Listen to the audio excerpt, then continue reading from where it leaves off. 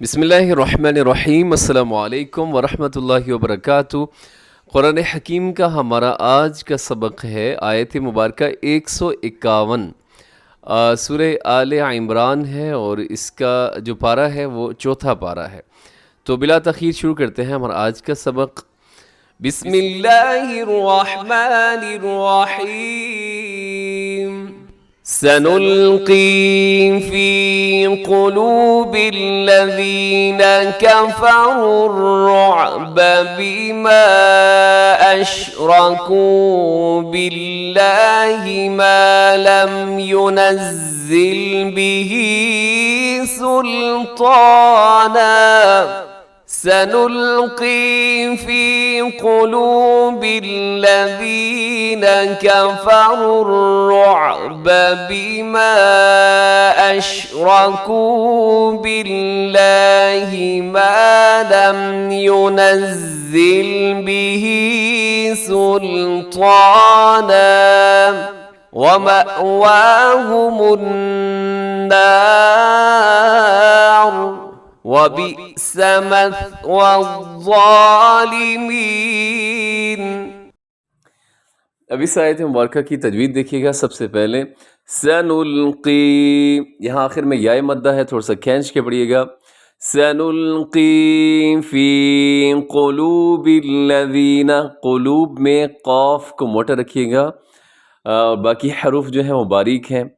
فی قلوب الذین کفروا الرعب، را کو را کے ساتھ ملائیے گا، واو نہیں پڑھیں گے کیونکہ واو کے اوپر کوئی حرکت نہیں ہے۔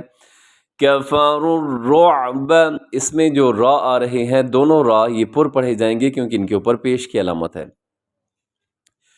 کفروا الرعب بما اشرکوا، یہاں بما کے اوپر مد ہے، الف مدہ ہے اور حمزہ اگلے لفظ کے شروع میں ہے تو یہاں مد جائز۔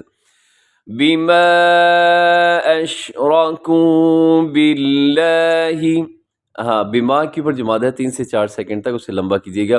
باللہ، لفظ اللہ کو باریک رکھیے گا کیونکہ با کے نیچے زیر ہے۔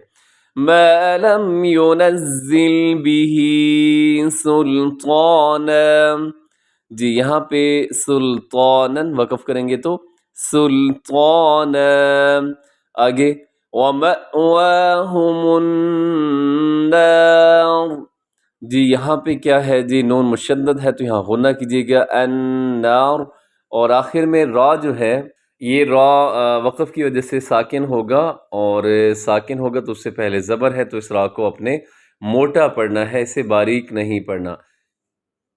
مَأْوَاهُمُ النَّارُ، آگے وَبِئْسَ مَثْوَى الظَّالِمِينَ،